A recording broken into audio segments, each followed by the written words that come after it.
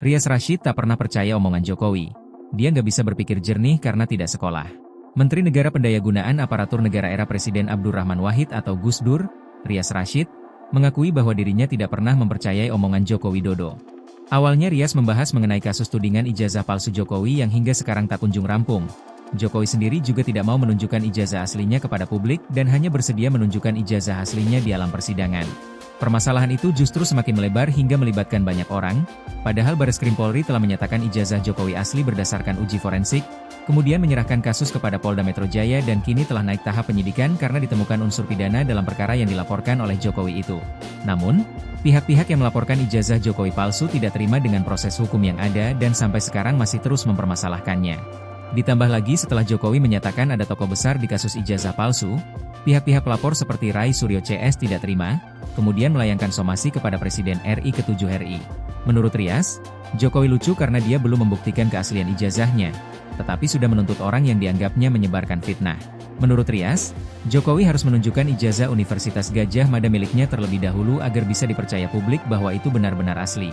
Baru bisa melaporkan sejumlah orang yang dianggapnya salah. Oleh sebab itu, Rias yang juga dikenal sebagai pengamat politik ini menganggap Jokowi memang tidak bisa berpikir jernih karena memang aslinya tidak sekolah sarjana atau S1.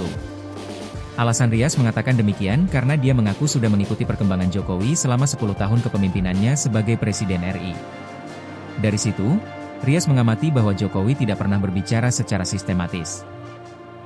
Saya mengikuti dia 10 tahun kan, mengikuti perkembangan dia 10 tahun itu, dia tidak pernah bicara sistematis, kalimat-kalimatnya itu putus. Coba periksa semua, jadi dia tuh ditanya, lain pertanyaan, lain jawaban, katanya.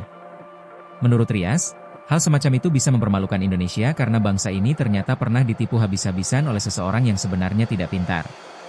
Nah, ini Anda ditipu oleh orang bodoh, jadi Anda itu lebih bodoh lagi.